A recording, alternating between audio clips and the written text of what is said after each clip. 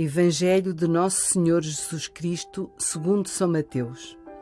Naquele tempo, Jesus foi para os lados de Cesareia de Filipe e perguntou aos seus discípulos: Quem dizem os homens que é o Filho do Homem? Eles responderam: Uns dizem que é João Batista, outros que é Elias, outros que é Jeremias ou algum dos profetas. Jesus perguntou: E vós, quem dizeis que eu sou? Então Simão Pedro tomou a palavra e disse: Tu és o Messias, o Filho de Deus vivo. Jesus respondeu-lhe: Feliz de ti, Simão, filho de Jonas, porque não foram a carne e o sangue que te revelaram, mas sim meu Pai que está nos céus. Também eu te digo, tu és Pedro. Sobre esta pedra edificarei a minha igreja, e as portas do inferno não prevalecerão contra ela. Dar-te-ei as chaves do reino dos céus. Tudo o que ligares na terra será ligado nos céus, e tudo o que desligares na terra será desligado nos céus. Palavra da salvação. Mas que grande pergunta! Quem dizem as pessoas que eu sou? E também as respostas são grandes, ou às vezes são pequenas, depende um bocadinho da sabedoria. Os apóstolos foram dizendo que uns diziam que ele era João Batista ou até um outro profeta do Antigo Testamento. Bom, gente que não sabia, que não conhecia Cristo. Agora, Pedro, que conhecia muito bem Cristo, vai dizer: Tu és o Messias, o Filho de Deus vivo. Esta é uma resposta de quem sabe. E a Igreja então hoje celebra esta grande solenidade, mas junta São Pedro a São Paulo. É muito curioso porque São Pedro e São Paulo são homens com perfis muito diferentes, mas que se completam bem. São Pedro era um pescador simples do lago da Galileia e não tinha assim horizontes muito largos, nunca deve ter saído muitas vezes ali da beira do lago.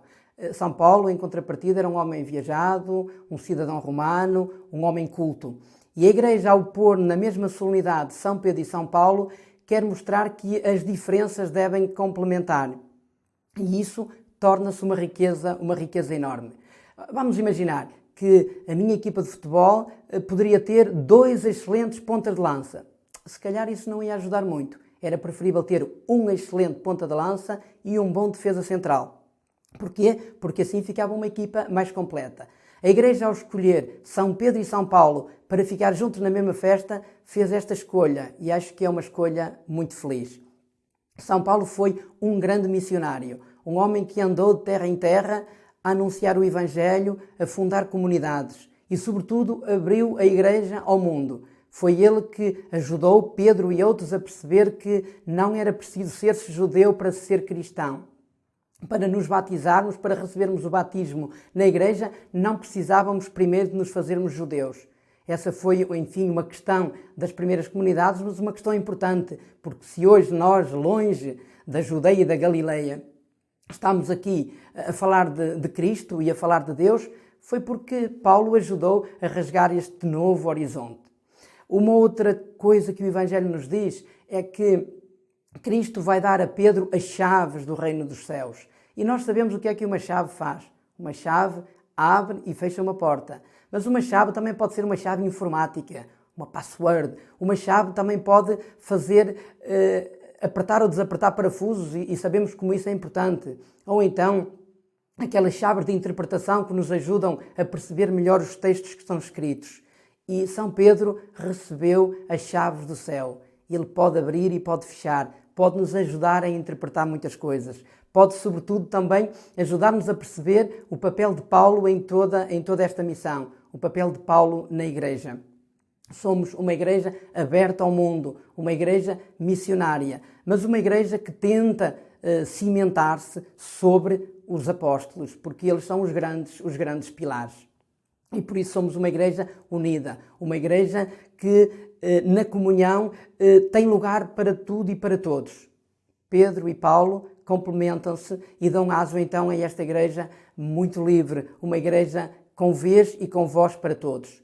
Como desafio, eu sugeria que fôssemos até ao Facebook um destes dias e procurássemos uma notícia positiva e uma notícia negativa. Em ambas puséssemos um post, fôssemos capazes de chegar lá e disséssemos qualquer coisa, se a notícia é negativa, que a gente dê uma palavra de consolação, uma palavra de esperança, uma palavra de abertura ao futuro. Se a notícia é positiva, façamos festa, digamos que estamos muito contentes, compartilhemos essa felicidade. Porquê? Porque é importante que nas horas boas e nas horas más nós estejamos presentes. Pedro e Paulo deixam-nos esta grande mensagem de que o importante não é o sermos iguais uns aos outros, mas é o complementar-nos. O importante é sermos capazes de dar a vida. Eles ambos foram mártires, ou seja, morreram pelo anúncio do Evangelho, porque quiseram que a Igreja fosse um espaço de felicidade e quiseram, sobretudo, bater-se e dar a vida pelos valores em que acreditaram. Sejamos dignos de Pedro e de Paulo e façamos também do seu exemplo um testemunho para nós. Façamos-nos dignos da sua missão, sejamos também anunciadores, testemunhas do Evangelho.